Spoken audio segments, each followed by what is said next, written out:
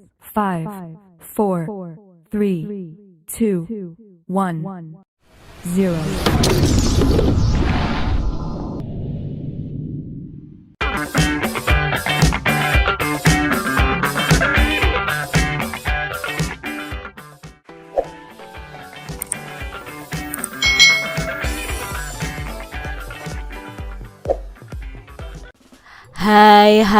Hai, selamat datang di channel YouTube Kak Citra. Apa kabar adik-adik semuanya? Kak Citra berharap kalian dalam keadaan yang baik, sehat, dan siap untuk belajar ya. Hari ini kita akan belajar bersama-sama untuk mata pelajaran tematik kelas 6. Kita belajar di tema 9, menjelajah angkasa luar, subtema 3, tokoh penjelajah angkasa luar, pembelajaran yang ke-6. Mari adik-adik yang hebat, kita belajar dengan penuh semangat ya. Adik-adik perhatikan gambar berikut ini. Ini gambar atau foto dari Yuri Gagarin. Nah, Yuri Gagarin adalah seorang astronot yang berasal dari Rusia. Ia adalah orang pertama yang pergi ke angkasa luar dan masuk ke orbit bulan pada tahun 1961. Lalu berikutnya ada gambar Pratiwi Sudarmono. Nah, Pratiwi Sudarmono ini adalah wanita dari Indonesia yang pertama kali lolos seleksi NASA untuk menjelajah angkasa luar. Sedianya ia akan diberangkatkan sebagai kru spesialis dalam peluncuran satelit Indonesia yakni Palapa B3.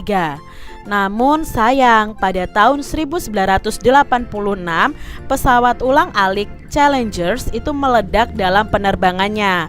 Oleh karena itu, NASA membatalkan penerbangan dan Palapa B3 diluncurkan tanpa kehadiran astronot Indonesia. Wah, dua wanita ini sangat keren ya adik-adik ya.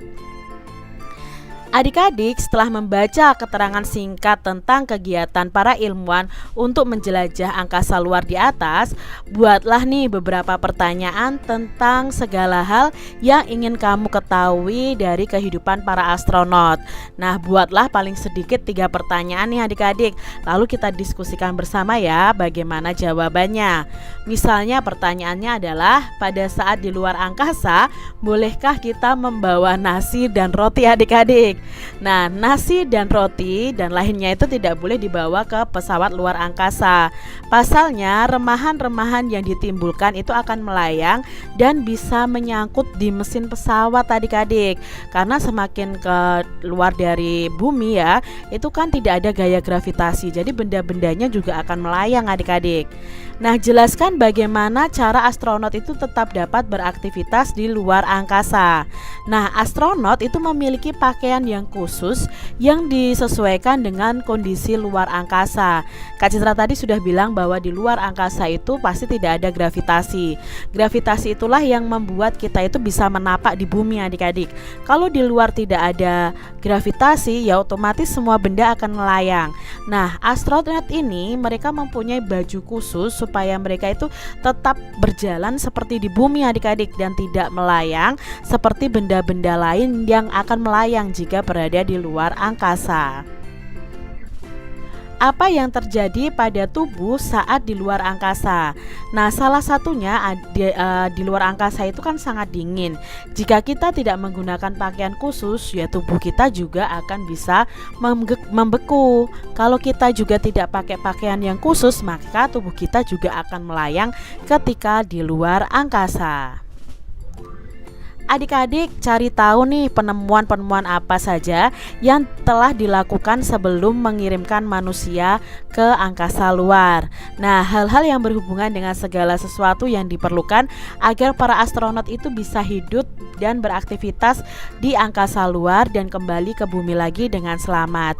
Nah, kita bisa belajar melalui tabel berikut ini. Nah, ini kegiatan atau kebutuhan dasar para astronot.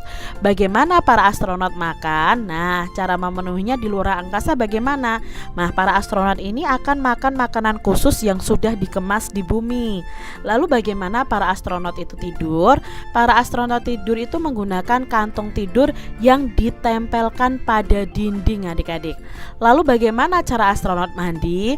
Nah, di sini para astronot itu tidak mandi, namun menggunakan spons untuk membersihkan dirinya. Lalu bagaimana nih adik-adik ya? Para astronot itu buang air besar misalnya. Nah, para astronot itu buang air besar itu di WCS ya, dengan menggunakan selang masing-masing adik-adik. Lalu bagaimana para astronot buang air kecil? Nah, di sini juga ada WCS yang menyediakan seperti selang yang disambungkan ke toilet. Lalu bagaimana para astronot ini menyikat gigi? Nah, para astronot itu menyikat gigi hampir sama dengan bumi, hanya saja tanpa air. Itu tadi ya kegiatan atau kebutuhan dasar para astronot dan cara memenuhinya ketika mereka di luar angkasa. Apa sajakah yang diperlukan untuk menjadi astronot nih adik-adik? Nah, untuk adik-adik semua yang cita-citanya mau menjadi astronot, apa sih yang harus dilakukan? Nah, jika ingin menjadi astronot di NASA Amerika, ada beberapa persyaratan yang dibutuhkan. Yang pertama, sebenarnya memiliki kewarganegaraan Amerika Serikat. Untuk warga negara Indonesia atau negara lain di luar Amerika Serikat, itu tetap bisa menjadi astronot dengan titel astronot internasional. Lalu untuk menjadi astronot pun ada syarat lulusan teknik, ilmu biologi, ilmu fisika, ilmu komputer atau matematika. Nah, untuk menjadi astronot harus memiliki setidaknya pengalaman 3 tahun bekerja di bidang terkait atau memiliki sedikitnya pengalaman 1000 jam terbang khusus. Nah, jika ingin menjadi astronot haruslah lulus dari tes fisik calon astronot NASA. Nah, selain itu kamu juga harus memiliki penglihatan jarak jauh dan jarak dekat yang tajam adik-adik.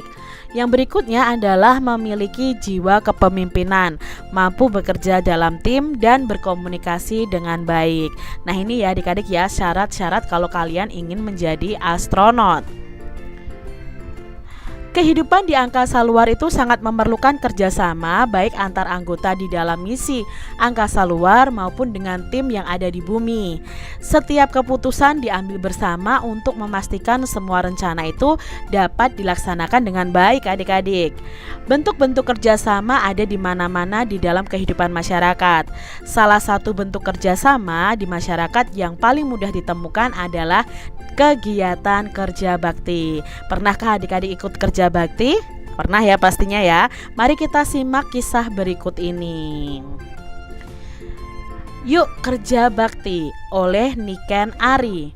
Musim hujan telah tiba. Warga Kelurahan Mekarjaya Depok bersiap menghadapi musim itu. Biasanya bersamaan dengan musim hujan, penyakit demam berdarah juga datang karena banyaknya air yang tergenang. Untuk menghindari adanya warga yang terkena demam berdarah, Pak RT ini mengajak warganya untuk bekerja bakti membersihkan lingkungan hari Minggu ini. Ayah, aku mau ikut kerja bakti dong. Aku sudah siap nih, kata Romi saat melihat ayahnya bersiap-siap akan ikut kerja bakti. Wah, boleh sekali nak. Sekarang kamu pakai sepatu boot dan bawa skop kecil itu ya, ujar ayah. Romi langsung mengambil sepatu bootnya dari lemari. Ia memakainya dengan cepat.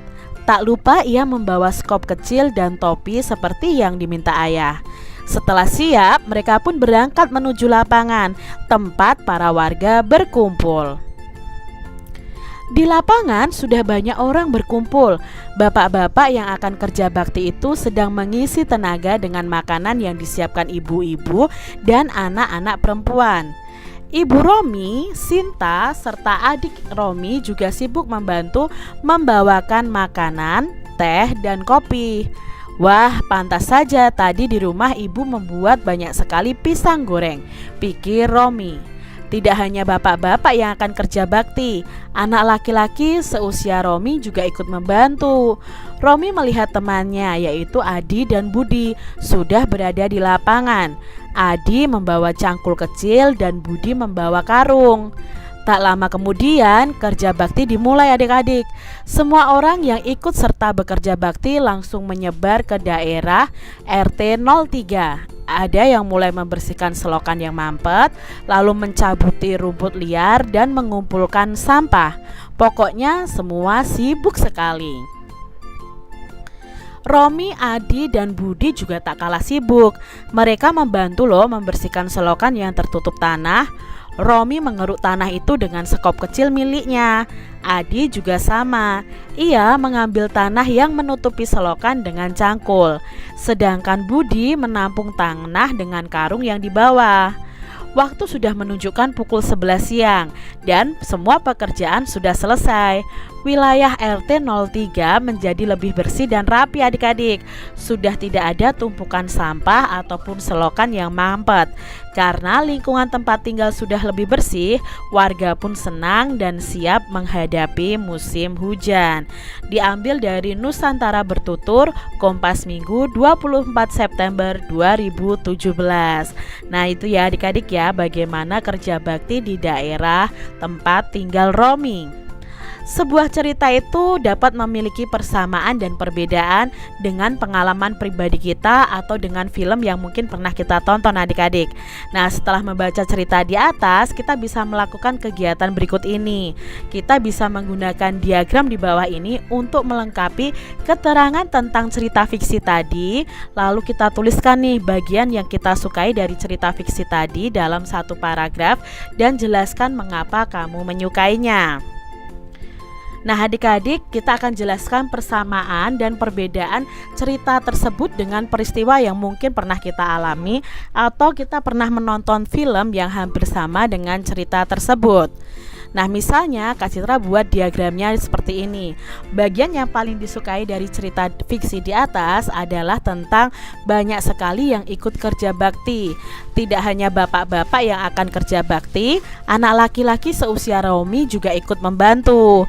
Nah hal tersebut menunjukkan kebersamaan dalam menjaga persatuan dan kesatuan.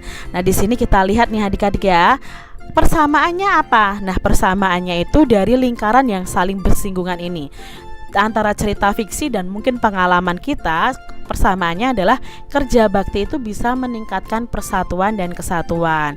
Kalau cerita fiksi tadi itu tentang warga Kelurahan Mekarjaya Depok bersiap menghadapi musim hujan. Pak RT mengajak warganya untuk bekerja bakti membersihkan lingkungan hari Minggu ini. Mungkin pengalaman pribadi kalian apa? Misalnya saya pernah mengikuti kerja bakti di lingkungan rumah. Kerja bakti dilaksanakan dalam rangka persiapan menyambut hari kemerdekaan. Warga bersama-sama membersihkan lingkungan. Nah ini pengalaman kalian pasti sesuai dengan apa yang pernah kalian alami adik-adik ya. Ini dari Kak Citra hanya contoh saja. Nah dari diagram ini, berdasarkan diagram Venn ini kita jelaskan nih dalam satu paragraf perbedaan dan persamaan dari cerita fiksi dan pengalaman pribadi tersebut. Persamaannya adalah ini tentang sama-sama ceritanya tentang kerja bakti meningkatkan persatuan dan kesatuan. Sedangkan perbedaannya adalah cerita fiksi kerja bakti ini dilakukan untuk menghadapi musim hujan. Sedangkan pada pengalaman pribadi kerja bakti itu dilakukan untuk menghadapi peringatan Hari Kemerdekaan Indonesia. Itu tadi persamaan dan perbedaannya adik-adik. Nah adik-adik bisa loh membuat sebuah karangan dengan mengembangkan bagian yang berbeda dari cerita fiksi di atas. Nah kalian bisa mengambil beberapa bagian dari cerita fiksi itu sebagai bantuan, lalu kalian meneruskan nih dengan cerita kalian sendiri berdasarkan pengalaman kalian. Contohnya di sini bagian tengahnya Kak Citra ubah. Tak lama kemudian kerja bakti dimulai. Semua orang yang ikut serta bekerja bakti dibagi dalam beberapa kelompok. Ada kelompok yang membersihkan selokan, kelompok yang mencabuti rumput, mengumpulkan sampah. Mereka bekerja dengan senang hati dan suasana begitu akrab. Romi, Adi, dan Budi yang kebagian membersihkan selokan bekerja dengan penuh semangat. Karena terlalu bersemangat sehingga Adi sempat tercebur ke dalam selokan yang berair. Romi dan Budi segera menolong Adi dan melanjutkan pekerjaan mereka sampai selesai ya. Misalnya ini Kak Citra kembangkan di bagian tengah ceritanya. Untuk dapat bekerja sama, setiap anggota itu perlu memiliki keterampilan dan berperan aktif di dalamnya adik-adik. Nah, beberapa keterampilan itu harus dilatih dan dikembangkan. Kali ini kita akan belajar mengembangkan keterampilan untuk membuat patung adik-adik. Ya, kita akan buat patung yang telah kita pelajari sebelumnya. Mari kita simak bacaan berikut ini. Membuat patung konstruksi berdasarkan tema. Patung-patung yang kamu lihat di sekelilingmu itu biasanya dibuat dengan tema-tema tertentu. Ada yang temanya manusia, tumbuhan, binatang, benda langit, bahkan bertema kontemporer. Para seniman itu memilih tema tertentu sesuai dengan keinginannya. Kadang-kadang mereka membuatnya itu sesuai dengan keinginan orang lain yang meminta bantuannya untuk membuat patung. Lihatlah sekelilingmu, apakah kamu dapat menjelaskan tema-tema patung yang ada di sekitar kalian? Nah, biasanya tema manusia, binatang, dan tumbuhan merupakan tema yang telah dikembangkan bahkan sejak zaman purbakala. Nah, hal ini disebabkan tema ini merupakan tema yang paling melekat dengan kehidupan manusia dari zaman ke zaman. Demikian juga dengan seni kerajinan patung yang menggunakan teknik konstruksi ini. Tema-tema manusia, binatang, dan tumbuhan itu sering digunakan adik-adik, tentu saja dalam bentuk yang berbeda. Misalnya, patung konstruksi manusia dapat berupa robot yang menyerupai manusia. Perhatikan nih beberapa gambar ya. Contoh patung konstruksi dengan tema manusia, yang gambar pertama ya, binatang yang gambar kedua, dan tumbuhan di gambar yang ketiga. Nah, adik-adik, dapatkah kamu menjelaskan bahan-bahan yang digunakan untuk membuat patung konstruksi tersebut? Nah, di sini ya, kalau ini ada dari plastiknya, lalu ini dari kayu ya, ini dari kertas yang disusun. Ini adalah contoh patung konstruksi. Jika kamu memperhatikan dengan baik, patung robot tersebut dibuat dengan menggunakan bahan dari botol plastik, lalu tutup botol plastik, dan bola pingpong adik-adik. Patung tersebut itu dirangkai tanpa menggunakan lem, tetapi menggunakan pengikat dari plastik. Gambar kedua itu berupa kepala binatang, dibuat dengan bahan kertas kardus. Nah, ini dari kardus adik-adik ya. Lalu dibentuk dan kemudian dirangkai seperti puzzle. Biasanya teknik ini tidak memerlukan lem, hanya dirangkai dan dikaitkan satu dengan yang lainnya. Sedangkan gambar ketiga itu berbahan kertas dengan teknik yang kurang lebih sama dengan teknik yang digunakan pada gambar yang kedua. Nah, ini adik-adik ya, contoh patung menggunakan bahan-bahan bekas. Di sini ada bacaan juga yang berjudul membuat patung dengan tema manusia. Untuk membuat patung konstruksi dengan tema manusia, kamu perlu melakukan tahapan yang kurang lebih sama dengan tahapan membuat kendaraan luar angkasa pada pembelajaran sebelumnya. Adik-adik tentu masih ingat ya, kita telah belajar dari kesulitan yang kita hadapi pada pembelajaran sebelumnya dan juga belajar dari teman-temanmu. Nah, sekarang saatnya adik-adik untuk merancang nih dan membuat patung yang menyerupai manusia dengan lebih baik. Nah, bentuk manusia yang kamu ciptakan dapat berupa robot yang menyerupai manusia atau bentuk lain yang menyerupai manusia. Hal utama dan pertama yang harus kamu lakukan adalah membuat rancangan dalam bentuk gambar. Mulailah dengan rancangan sederhana dan ukuran yang tidak terlalu besar. Ukuran patung yang besar tentu akan memerlukan bahan yang lebih banyak dan waktu pengerjaannya pun akan lebih lama adik-adik. Nah, langkah kedua adalah mencari bahan-bahan dan alat yang tersedia dan diperlukan untuk membuatnya. Berikutnya adalah kalian mencari cara untuk merangkainya. Berikut ini adalah beberapa contoh bentuk patung konstruksi sederhana dengan tema manusia yang dapat kamu kembangkan adik-adik. Nah, di sini ini dari tutup botol ya adik-adik ya, tutup botol plastik. Lalu ini dari botol plastik dan tutup botol yang dikembangkan ya. Ini juga begitu. Lalu dari garpu dan sendok plastik ya. Ini juga dari kardus. Nah, adik-adik bisa loh membuat patung konstruksi sederhana dengan tema manusia. Adik-adik, bacalah kembali nih cerita fiksi tentang kerja bakti di atas dengan seksama. Mari kita analisis dengan menjelaskan usaha meningkatkan persatuan dan kesatuan beserta akibat-akibat yang ditimbulkan dalam sebuah tabel berikut ini. Nah, usaha meningkatkan persatuan dan kesatuan dalam bacaan tadi, Pak RT itu mengajak warganya untuk bekerja bakti membersihkan lingkungan pada hari Minggu. Akibat yang ditimbulkan apa? Nah, kebersihan lingkungan terjaga, terhindar dari penyakit, dan kesatuan warga juga tetap terjaga. Lalu usaha tadi yang meningkatkan persatuan dan kesatuannya adalah Romi itu ikut kerja bakti bersama ayahnya. Nah, karena Romi ikut kerja bakti bersama ayahnya, maka ia akan mengenal semua tetangganya, akan tumbuh sikap peduli terhadap lingkungan, dan akan menjaga persatuan dan kesatuan. Berikutnya, tadi ibu-ibu dan anak perempuan itu menyiapkan makanan. Akibat yang ditimbulkan apa? Ya, kebutuhan makanan peserta kerja bakti terjamin. Lalu meningkatkan kepedulian juga terhadap lingkungan, serta silaturahmi juga akan tetap terjaga. Demikian tadi adik-adik pembahasan kita di tema 9, subtema 3 pembelajaran yang ke-6. Semoga video pembelajaran ini bermanfaat ya untuk adik-adik semuanya. Dan sampai jumpa lagi di video pembelajaran Kak Citra selanjutnya. Tuhan memberkati. Jangan lupa tekan tombol subscribe, lalu tekan loncengnya, tekan juga tombol like, lalu share ke media sosial kalian. Jangan lupa untuk ikuti media sosial Kak Citra. Terima kasih.